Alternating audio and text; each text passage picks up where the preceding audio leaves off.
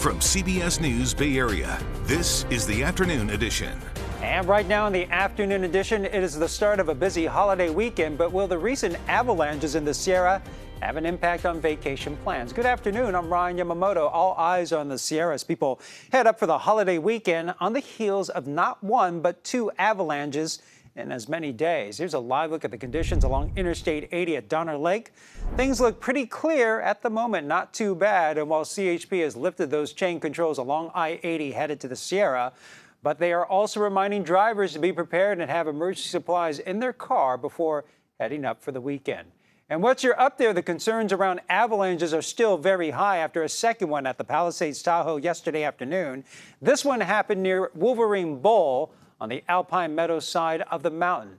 It, of course, came on the heels of that first avalanche that killed a Bay Area man and injured several others on Wednesday. And with more snow in the forecast for the weekend, Palisades is taking proactive steps to try and avoid a third avalanche. Yeah, boom goes the dynamite. Those booms belong to avalanche control, trying to trigger loose snow up the hillsides. These mitigation efforts are even more ramped up as resorts expect a lot of visitors for the holiday weekend. And our Kelsey Thorne spoke with first responders in the Sierra about what else they are doing to prepare. Whenever an avalanche happens here in the Lake Tahoe area, multiple agencies respond and they work together to rescue victims and secure the scene. We spoke with the guys here at North Lake Tahoe Fire about how it all works.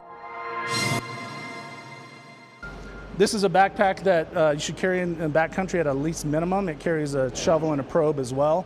It also has an airbag. This is just some of the gear firefighters pack with them when responding to an avalanche. Russell Barnum is the assistant fire chief of the North Lake Tahoe Fire Protection District.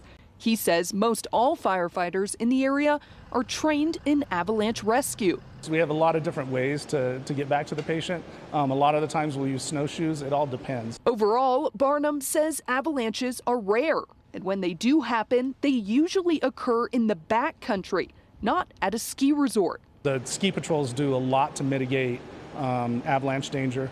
They use hand charges, they ski cut. They go in and evaluate. There's a lot of different ways to mitigate avalanches inside the ski area. In the backcountry, that's not available.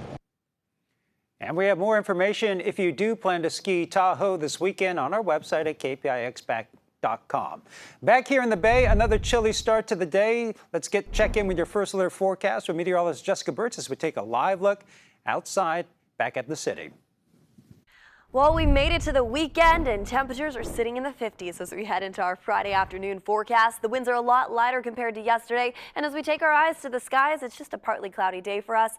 Light winds. It's actually a beautiful day to kick off the weekend, but we do have big changes in the forecast right around the corner. Heading into the overnight hours tonight, temperatures drop significantly. We're right back down to the 30s for those overnight lows, and then we warm up tomorrow into the 50s, but that's not the big story. No, it's the rain right around the corner because we have partly cloudy skies today, but a cold front moves its way in into the overnight hours, allowing for temperatures to dip significantly, and it's also bringing in wind and rain. We're going to see windy conditions tomorrow afternoon all throughout the Bay Area. Rain rolling its way back in those early morning hours. We catch a break as we head into the afternoon, just around 1 o'clock, as we gear up for more showers rolling in from the north to the south as we head into the evening hours that night. In total, it's going to produce close to an inch of rain up in the North Bay, about a quarter of an inch down into the Santa Clara Valley, and then we dry up just in time for Sunday.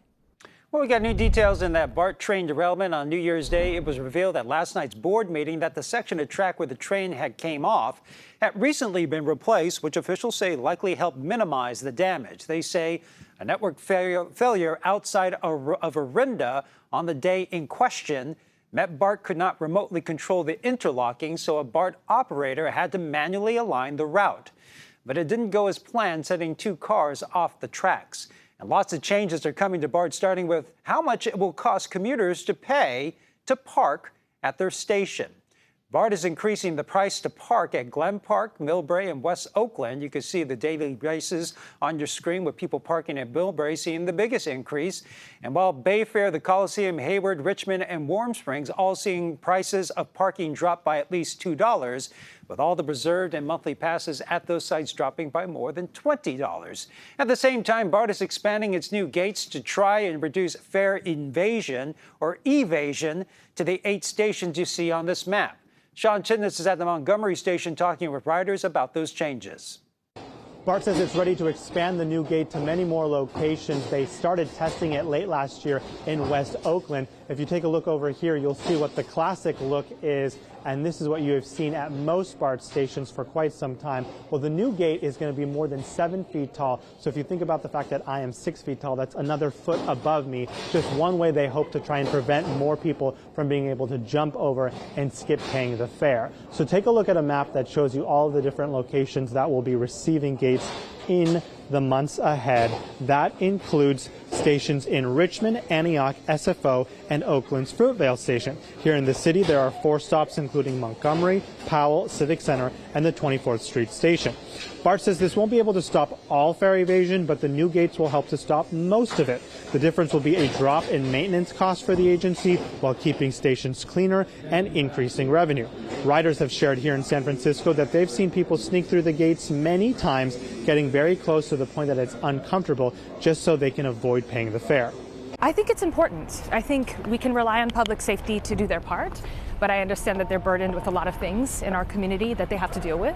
So I think that having another system of protection within the BART, right, to prevent fare evasion might be helpful. So in addition to the new gates being taller, they will also have more advanced sensors. And right now they're using different materials at that first station to test the gates in West Oakland to figure out which ones will last longer. They also have to make sure that the sensors can handle the clipper card and there's less of a delay.